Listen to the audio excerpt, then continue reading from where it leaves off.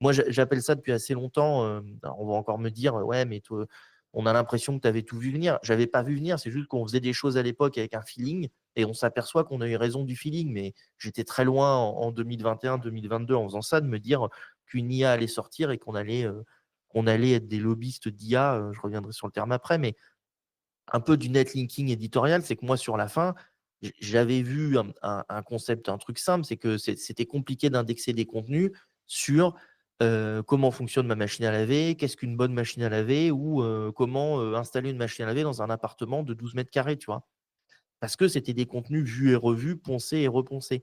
Ouais. Par contre, quand tu faisais un contenu sur interview du directeur marketing de chez Darty et que dedans tu expliquais les avantages concurrentiels de Darty, c'était un contenu unique, mais unique au sens de l'algo de Google qui fait la duplication, qui s'appelle SIMH et qui est l'algo le plus sévère, si tu veux, en duplication de contenu.